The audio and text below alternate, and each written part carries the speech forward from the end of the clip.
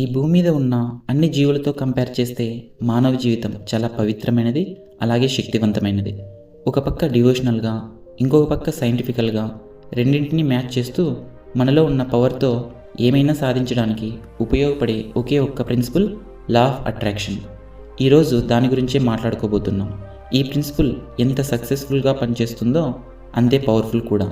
కాబట్టి అది మన లైఫ్లో అప్లై చేసేటప్పుడు 5 ముఖ్యమైన విషయాల్ని బాగా గుర్తుపెట్టుకోవాలి. సో అవేంటో ఈ వీడియోలో మనం తెలుసుకుందాం. ఫస్ట్ పాయింట్, సహనంతో ఉండటం. లా ఆఫ్ అట్రాక్షన్ అనేది ఓవర్ నైట్లో వచ్చేటువంటి మిరాకిల్ కానే కాదు. కాబట్టి ఈ పాయింట్ను బాగా గుర్తుపెట్టుకోవాలి.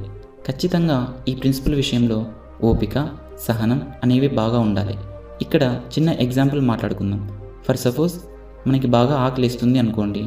అప్పుడు మనం ఇంత పెద్ద సిటీలో ఉన్నా సరే మనం ఆర్డర్ చేసినటువంటి ఫుడ్ ప్రిపేర్ అయ్యి మనకు డెలివరీ అయ్యేటప్పటికి మినిమం 30 to 40 minutes పక్కాగా పడుతుంది.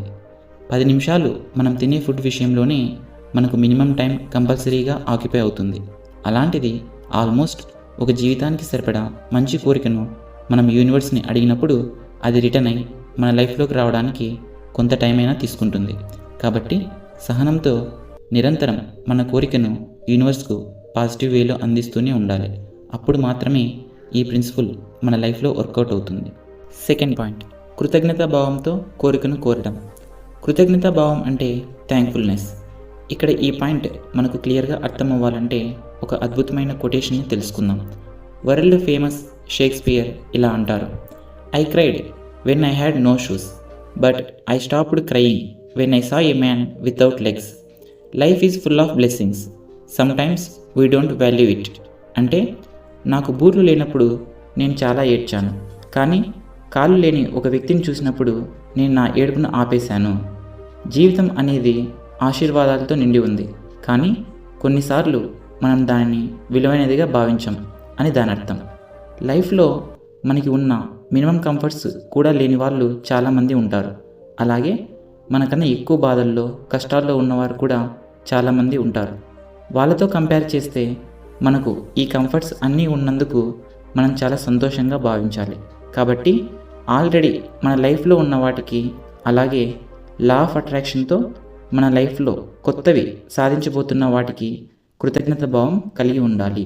థర్డ్ పాయింట్, విజువలైజేషన్ చేసుకోవడం.